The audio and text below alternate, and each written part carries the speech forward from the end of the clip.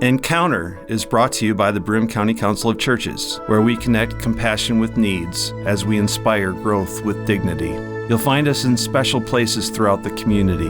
For those who remain hungry, we provide meals. For those who are challenged, we build wheelchair ramps. We comfort those who are ill, minister to those who are confined, and we remain an advocate for change and understanding on behalf of every element of our community. Connect and inspire. Encounter the Broome County Council of Churches. Good morning and welcome to Encounter. I'm your host today, Joe Sellepack. One of the parts of my job is that I get to go out to various congregations in our area, and I get to represent the Council of Churches and tell people how much I appreciate the help of their congregation in the work that we do at the council. When I was recently at Our Lady of Good Council, I did my presentation to the church, and lo and behold, the next week I got a book in the mail from an author who was attending the congregation. It's kind of interesting how serendipity works. You know,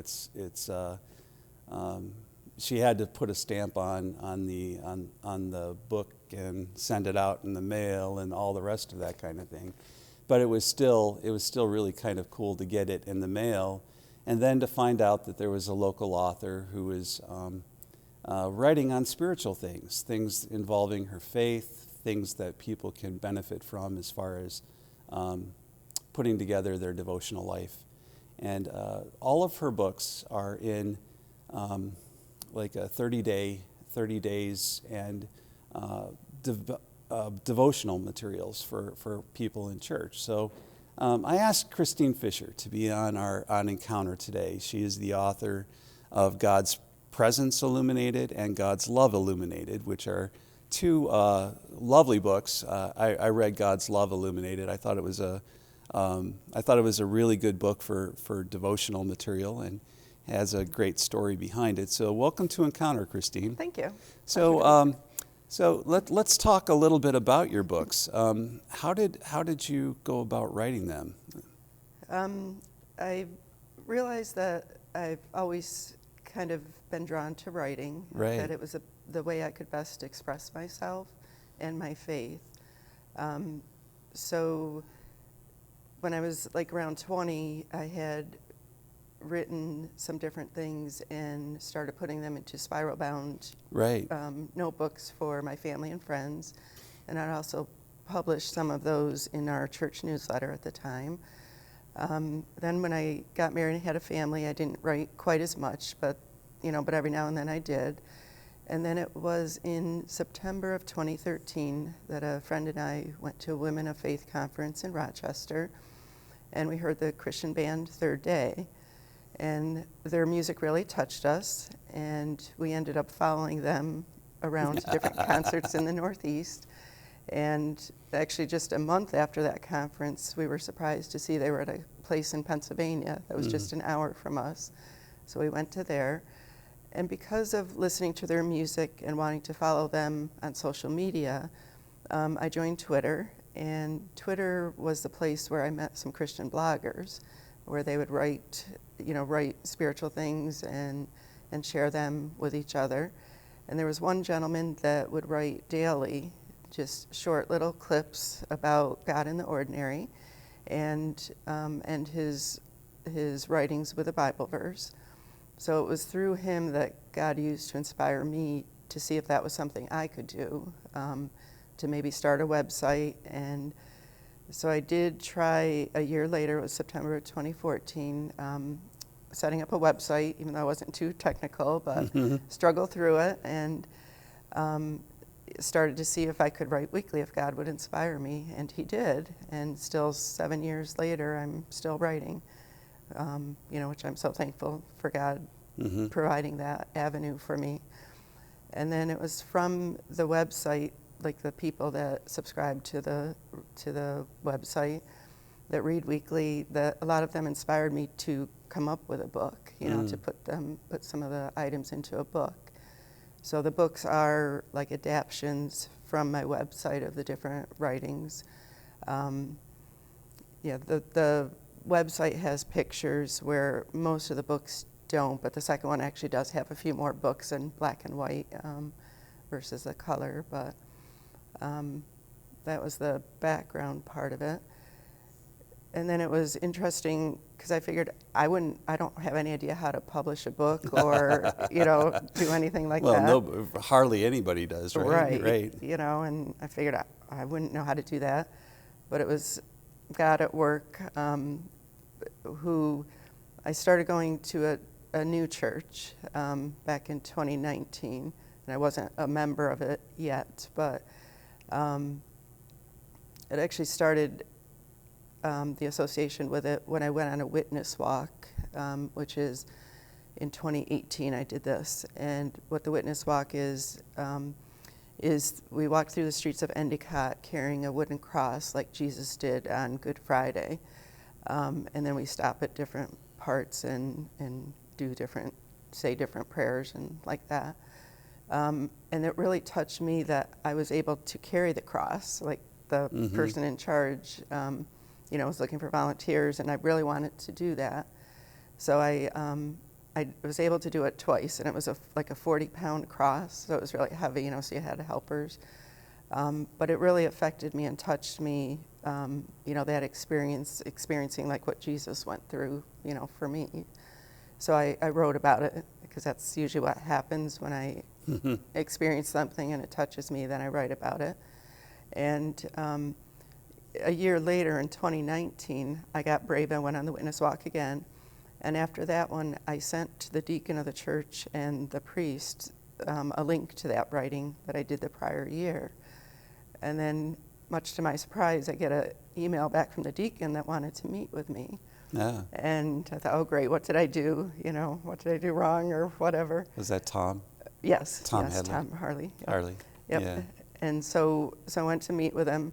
The first thing he asked me is, what do you see with your ministry? And so he had taken time to look at my website, and because I was like 4 years into it, 3 years. Right. And asked me that question. So that kind of started the ball rolling, and we both thinking of it after that, he actually said, why don't you write a book? But again, I had no idea how to do that. So quite God fashion, 2 months later, in that church's bulletin, there was a article for a conference at a church in Binghamton, just a couple-hour retreat conference for women. So I went to it, and it was an author and speaker from Texas. And at the end of it, I went up to the lady in charge, who I knew was in charge of it there, and gave her a copy of my website card, because at that point I just had my card with my website on it. Right. So I shared that with her, and she said, why don't you stay and talk with this author afterwards? So I did, and all I remember really is sharing about my website, and I know she prayed with me that night, and we went on our way.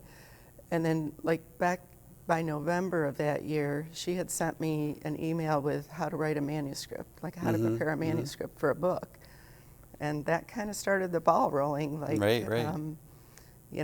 And then with 2020, with the pandemic, that kind of gave me more time to think about pulling a book together, because I wasn't able to do my usual ministries. Before we started, we were joking a little bit, because for a lot of people, 2020 kind of put like a crimp in their social life. But for introverts, it kind of is. It was like a door opening and saying, okay, it's okay to be by yourself for a long time. Right. And writers, they really need to be comfortable in that space, right? Because you have to spend a lot of time by yourself writing and reflecting and editing and all of that. I mean, that's the whole process of writing is especially a book is pretty significant, isn't it? Mm-hmm. Right. I mean, I do feel like this one was a little simpler since it's actually a 90-day devotional, so there's 90 different short stories in it. So it was easier than trying to think of everything all at once and to pull them from my website. Right. But it was a great, interesting process. Yeah. So as far as where people can find your books, It is available on Amazon, right? Yes. Yeah. Yes. Both books are available on Amazon. And then there's some local places. Do you want to talk about those? Right. The Owego Pharmacy in Owego, New York, has a few copies that they graciously offer to help sell, as well as in Owego there's a place called Confection Connection that has a few of the books as well. Arrowhead Christian Bookstore in Johnson City has some of the first book, God's Presence Illuminated. Okay. A few copies there.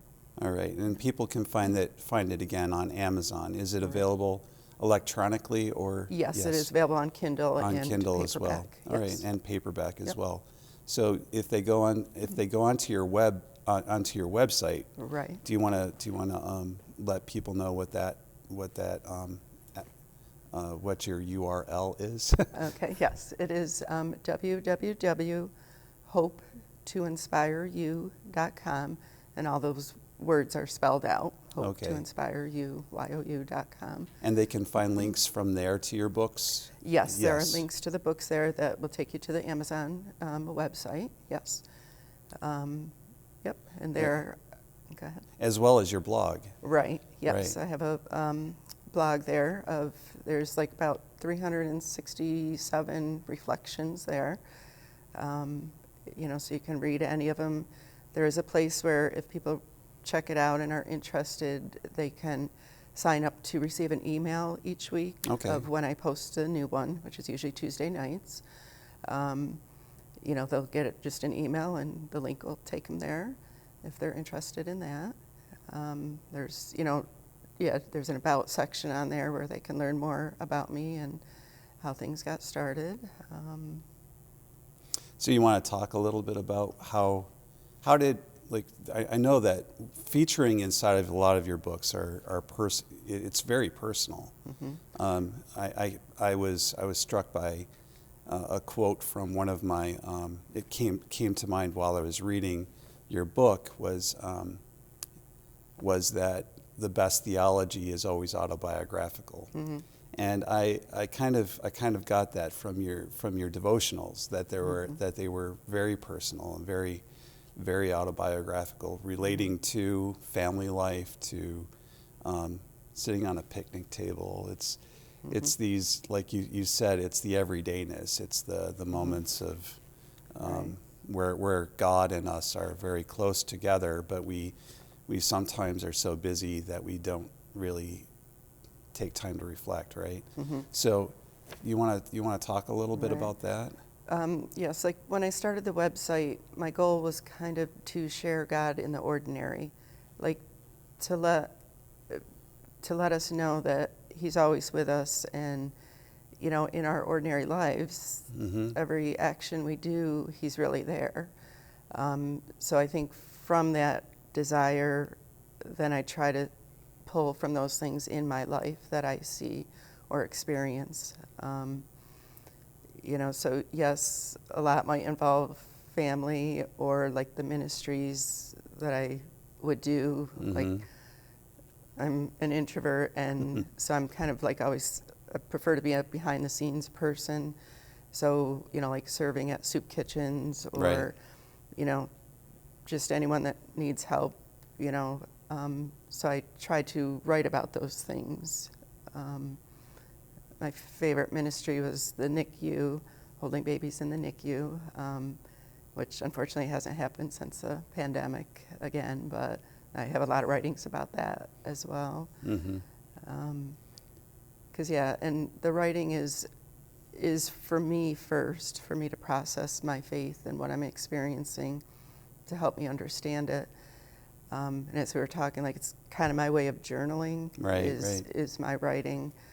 So I don't have a separate journal, but I just try to journal through my writing. And I figure if one other person could be helped, like in a week, then that's even better, Yeah. To get others to see God is always with us in the simple, ordinary of life, as well as in the big things. My guest today is Christine Fisher. We've been talking about her two books, God's Love Illuminated and God's Presence Illuminated. God's Presence Illuminated was written first. Yes. And that was published in 2020. In 2020. And then the newest one is God's Love Illuminated. Right. And that's the one that you sent me. So that's the one I'm most familiar with. I haven't read God's Presence Illuminated yet. Like, what would you say is like key for people to understand about your books? Like what will they take away from reading them? I hope they would like grow closer to God and be able to see them working in their lives as well. Like, even with the simple and the ordinary, to encourage their faith. Yes, and to know His presence is always with them, and to see that lived out more, I guess. And really, I mean, they could read through that in a month. They could take it it's designed for one per day. Right. And they get through, like, one would be a devotional for an entire month. Actually, they're 90 days. 90 days, yeah, I'm sorry. So 3 months. Yep. Right. And then the, I'm sorry. I knew that. And so they between the two of them, I mean, you have half a year. Right. So it would be a good way of, and they would also be really good for, I thought, for Lent right now. So we're in the middle. Yes. We just celebrated Ash Wednesday this week, and God's Love Illuminated would be a really good companion for people if they wanted to make their way through Lent with it. Right. Yeah. I think the one a day is good. I'll hear some people read. One lady recently said she read half the book within a day. But if you take one a day, then it's more manageable, I think, to read. And then you can, if you read it in the morning, you can be thinking about it maybe during the day and see how it plays out in your life, if you can see any connections. Yeah, it's interesting. That's how, my sermon preparation, so when I'm going to write a sermon, I'll sit down with the lectionary texts, usually on Monday morning, and I'll read through them. And then I'll walk with them through the week, and I'll try to figure out, usually by Wednesday or Thursday, which text is speaking to me, and then I'll write my sermon based on that. It seems like it's a very similar process to what I go through that you kind of are pushing for. Yes, yes, because I'm always thinking, of what touches me, and I'll kind of get a feeling of just one simple act that might happen or a gesture by somebody, and be thinking about it. And anymore, I've gotten more into the routine where Thursday's my writing day. Like I'm thinking all the way up until that,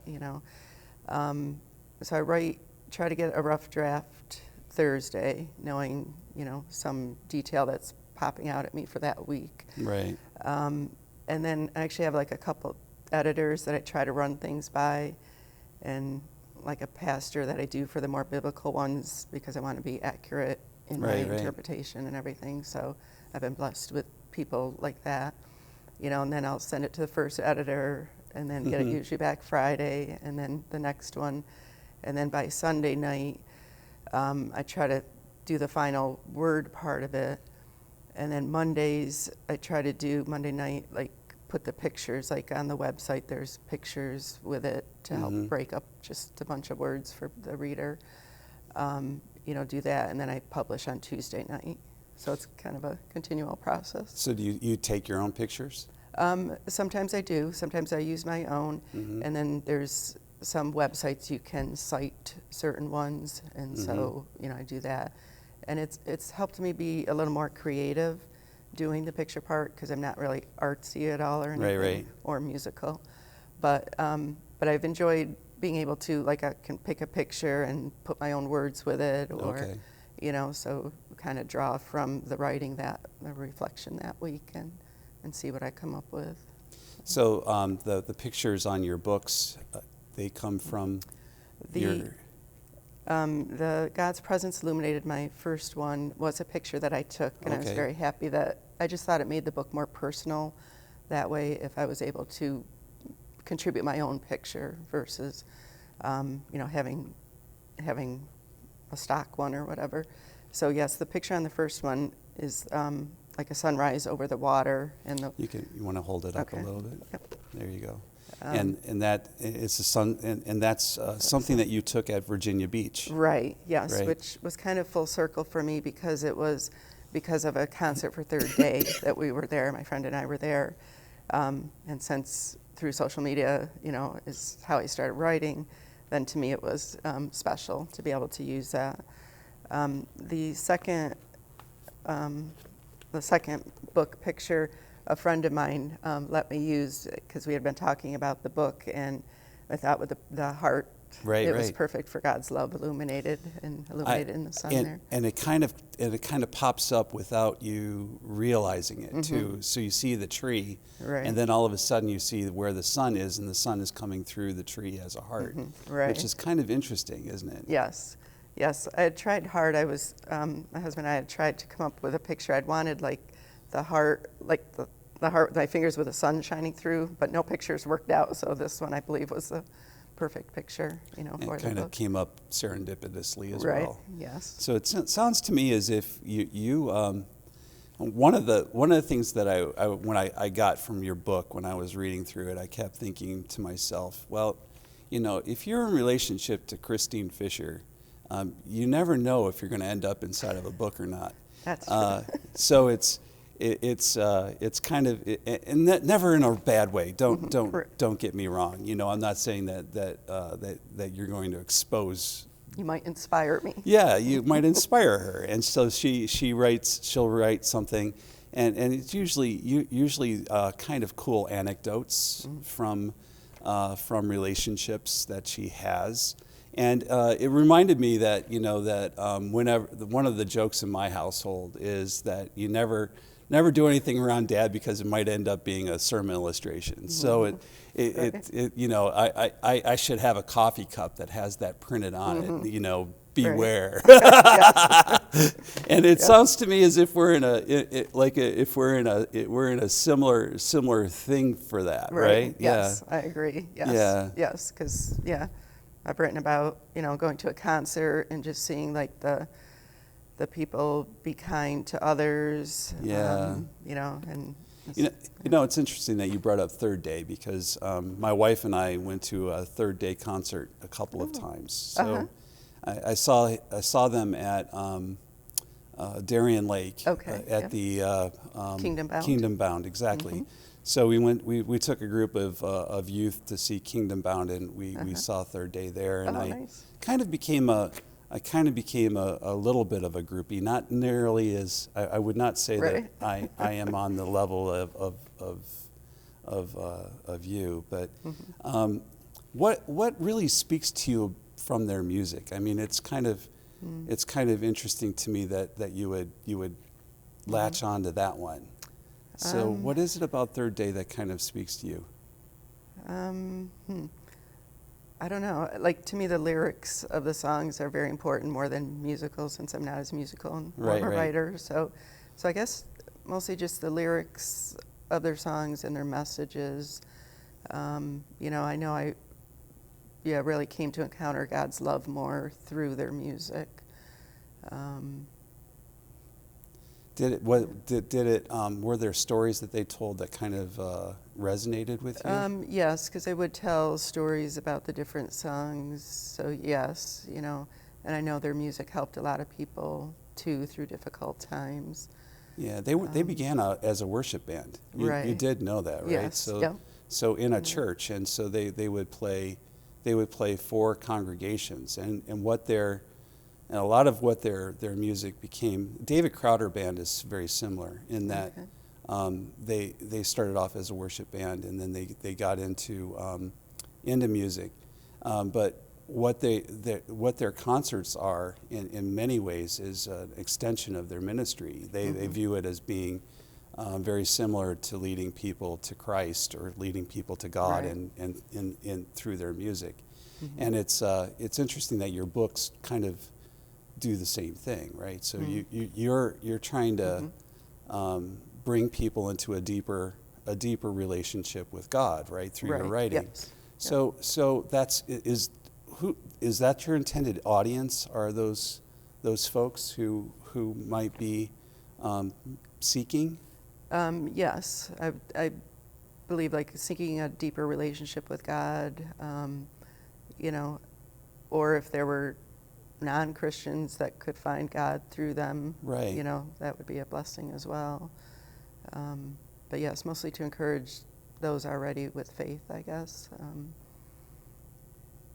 And people can find your book on Amazon. Yes. And they can also find it at Arrowhead, at the pharmacy in Owego. Right. And then what was Confection Connection.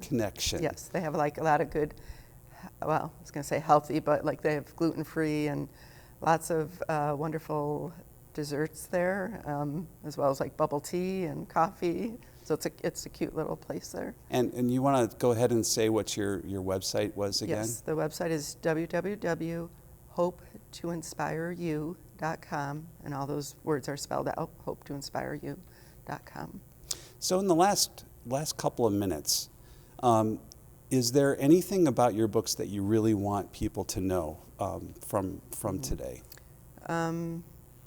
I guess just one more feature would be in the God's Love Illuminated one. I made it so that all the ending verses have the word love in it, just to emphasize that to the reader and hopefully have them see how that plays out in their life, So, yeah. And love is one of those things that's kind of surprising at times, isn't it? Mm-hmm. Yes. Yeah, I didn't mention like God on my daily walks and prayer time since December 2020, he sent me hearts. Like the first was a pink heart cloud, and that's what inspired the love theme for the second book, as well as my pastor always saying about loving God above all else and your neighbor. So God has impacted my life with that love, and I wanted to share that with others more. And like we've been talking about it, the love comes to us in ordinary things. Right. Because love, it's so funny to me that a lot of people talk about love as being something you fall into, when in reality love is something that you practice, right? Right. So you're in a lot of ways in your books, I find love being practiced. It's lived out. It's something that we participate in. Right, we all do. So yep, so it's something we can all relate to, I guess. Yeah, and that makes your writing so much more relatable to your audience. And I want to thank you for writing that. God's Love Illuminated. I really did enjoy it, and I thought it was something that I think our audience would really resonate with as well. Well, thank you for the opportunity and for sharing. And thank you for being on Encounter. This has been My a great pleasure. conversation. Yes, thank you. And for all of you, I pray that you would have a good and holy day.